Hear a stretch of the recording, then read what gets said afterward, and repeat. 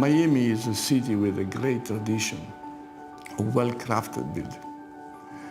And one of the privileges to the building in Miami is to be part of that tradition. But one thing is for sure, it's a very passionate project. The place is fantastic, the community is great, the job is great. I think North Beach has a huge opportunity. Having 500 feet along this 35-acre park and having 300 feet along the Atlantic Ocean, for us it was an amazing opportunity, and I think it was something we could never pass up. I was there a few months ago. I was sitting on the beach. When you sit on the beach, you're in the middle of nowhere. You're in the middle of Miami, but you feel like on a little island, lost. It's fantastic. This building is basically made out of 16 decks flying one above the other. And of course, those suspended decks catch the sound of the ocean. They also catch the light of the ocean, of course. This is the beautiful thing. Our partner in this project is Davide Bizzi. He's a good friend, and Davide wanted me to meet Renzo. So I took advantage of the time and we flew to Genoa.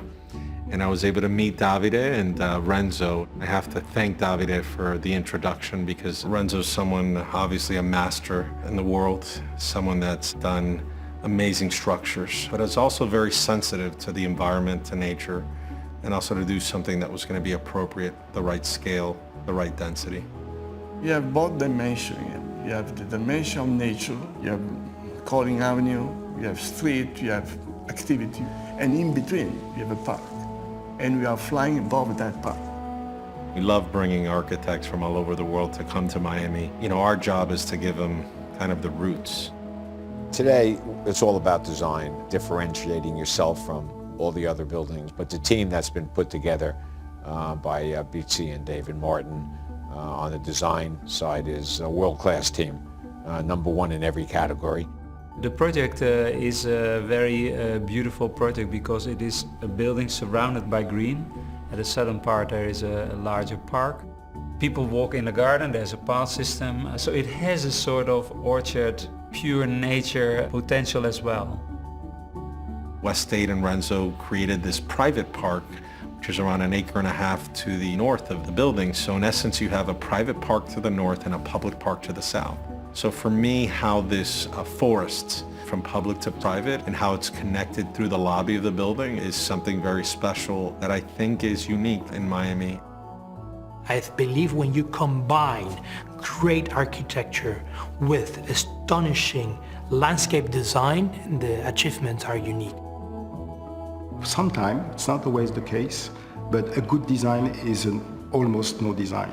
Here, the context was really the center point. What we try to do is to go to the essential. You are part of the landscape.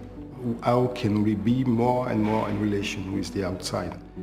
The materiality of the project was inspired by elements we find locally, simply designed, looking for almost kind of purity. Craftsmanship is one of the essential qualities of architecture. Because, you know, the quality of architecture, of course, is about poetry, is about the beauty, but it's also about construction. A good building is also well done. So we want to go back to this old tradition to make building in a very detailed way. The language we want to use, the language of lightness, this sense of a lack of gravity in some way. I know that it's a bit mad, but fighting against gravity is mad. But it's quite interesting, because it gives you something that has a kind of a poetic presence. It's not arrogant, it's not possessive, it's not selfish. It's something that is more open. We tend to know what people want because we work with buyers all the time, and we're building a project where we know that is going to sell very well because we're building something that people want to live in. I don't think I've ever seen a building that had terraces as a proportion to the building as large. The living space in this building is a combination of interior space and exterior space. And the way we've done it is the outside becomes part of the inside. It becomes one. So I think that everyone is going to be very impressed with what we've accomplished.